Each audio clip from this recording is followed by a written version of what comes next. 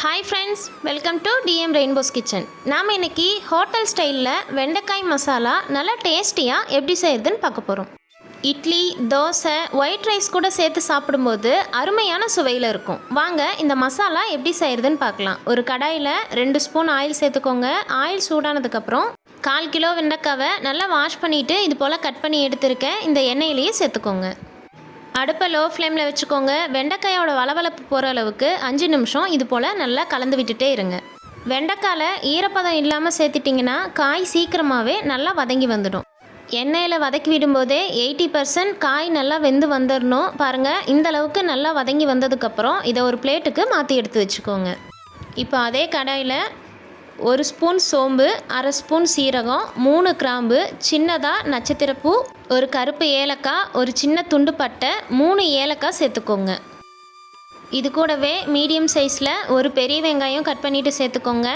சின்ன வெங்காயம் சேர்த்திங்கன்னா 1/4 கப்லேருந்து 1/2 கப் வரைக்கும் நீங்கள் சேர்த்துக்கலாம். மீடியம் சைஸில் நல்ல பழுத்து இருக்க 2 தக்காளி பழம் சேர்த்துக்கோங்க. 3 ஸ்பூன் வறுத்த வேர்க்கடலை சேர்த்துக்கோங்க. வறுக்காத வேர்க்கடலையாக இருந்தால் வறுத்துட்டு தோல் உரிச்சிட்டு சேர்த்துக்கோங்க. நான் இன்றைக்கி தோலோடவே சேர்த்துருக்கேன். வேர்க்கடலைக்கு பதிலாக 10 முந்திரி பருப்பு கூட நீங்கள் சேர்த்துக்கலாம். முந்திரி சேர்த்திங்கன்னா நல்ல ஒரு ரிச் டேஸ்ட் நமக்கு கிடைக்கும். இப்போ வெங்காயம், தக்காளி சீக்கிரம் வதங்கிறதுக்காக 1 ஸ்பூன் உப்பு சேர்த்துக்கிறேன். 5 நிமிஷம் நல்லா வதக்கி விடுங்க. வெங்காயம், தக்காளி இந்தளவுக்கு நல்லா வதங்கி வந்ததுக்கப்புறம் முழுமையாக ஆற விட்டுருங்க. ஒரு மிக்சி ஜாரில் சேர்த்து கொஞ்சமாக தண்ணி விட்டு நல்லா கெட்டியாக நைஸான பேஸ்ட்டாக அரைச்சி எடுத்துக்கோங்க. இப்போ ஒரு கடாயில் 4லேருந்து 5 ஸ்பூன் ஆயில் சேர்த்துக்கோங்க. ஆயிலுக்கு பதிலாக பட்டர் கூட நீங்கள் சேர்த்துக்கலாம். ஆயில் கொஞ்சம் அதிகமாக இருந்தால் தான் வெண்டைக்காய் மசாலாவோட டேஸ்ட் ரொம்பவே சூப்பராக இருக்கும். ஆயில் நல்லா சூடானதுக்கப்புறம் 1/2 ஸ்பூன் கடுகு, உளுத்தம்பருப்பு சேர்த்துக்கோங்க. இது கூடவே கொஞ்சமாக கருவேப்பிலை சேர்த்து தாளித்து விடுங்க. 1/2 ஸ்பூன் இஞ்சி பூண்டு விழுது சேர்த்துக்கோங்க. இஞ்சி பூண்டோட பச்சை வாசனை போகிற அளவுக்கு 2 நிமிஷம் இது போல் நல்லா வதக்கி விட்டுக்கோங்க. இஞ்சி பூண்டு நல்லா வதங்கி எண்ணெய் பிரிஞ்சு வந்ததுக்கப்புறம் நம்ம அரைச்சி எடுத்து வச்சுருந்தோம்ல வெங்காயம், தக்காளி விழுதை இது கூடவே சேர்த்துக்கோங்க. மசாலா சேர்த்து 30 செகண்ட் மட்டும் எண்ணெயிலேயே வதக்கி விட்டுக்கோங்க. இது கூடவே 1/4 ஸ்பூன் மஞ்சள் தூள் சேர்த்துக்கோங்க. காரத்துக்காக 3/4 ஸ்பூன் மிளகாய் தூள் சேர்த்துக்கோங்க. உங்களுக்கு காரம் அதிகம் பிடிக்கும்னா மிளகாய் தூளோட அளவை அதிகம் பண்ணிக்கோங்க. 1/2 ஸ்பூன் மல்லித்தூள் சேர்த்துக்கோங்க. ஒரு கைப்பிடி அளவு புதினா இலைகள் சேர்த்துக்கோங்க. புதினா இலைகள் கண்டிப்பாக சேர்த்துக்கோங்க. அப்போ தான் கிரேவிக்கு நல்ல ஒரு ஃப்ளேவர் கிடைக்கும். மசாலா பொருட்கள் எல்லாமே சேர்த்தாச்சு. நல்லா ஒரு முறை மிக்ஸ் பண்ணி விட்டுருங்க. அடுப்பை லோ ஃப்ளேமில் வச்சுக்கோங்க. வேர்க்கடலை சேர்த்துருக்கனால சீக்கிரமாகவே அடிப்பிடிக்க ஆரம்பிக்கும்.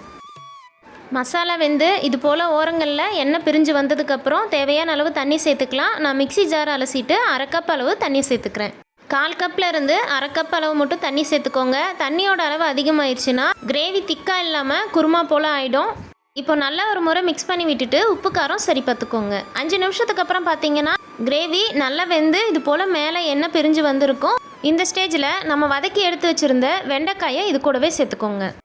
நல்லா ஒரு முறை மிக்ஸ் பண்ணி விட்டுட்டு ஒரு மூடி போட்டு அடுப்பை லோ ஃப்ளேமில் வச்சு 5 நிமிஷம் நல்லா வேக வச்சு எடுத்துக்கோங்க. 5 நிமிஷத்துக்கு அப்புறம் ஓப்பன் பண்ணி பார்த்தீங்கன்னா வெண்டைக்காய் மசாலா சூப்பராக ரெடி ஆகிடுச்சு. கடைசியாக பொடியாக கட் பண்ண கொத்தமல்லி தூவிட்டு அடுப்பை ஆஃப் பண்ணிவிடுங்க. நீங்கள் விருப்பப்பட்டால் கடைசியாக 1 ஸ்பூன் பட்டர் கூட சேர்த்துக்கலாம். அவ்வளோதான், நல்ல டேஸ்டியான வெண்டைக்காய் மசாலா சூப்பராக ரெடி ஆகிடுச்சு. ஹோட்டலில் சாப்பிட்றது போல் அதே டேஸ்ட்டில் இந்த வெண்டைக்காய் மசாலா இருக்கும். கண்டிப்பாக ஒரு முறை ட்ரை பண்ணி பாருங்கள்.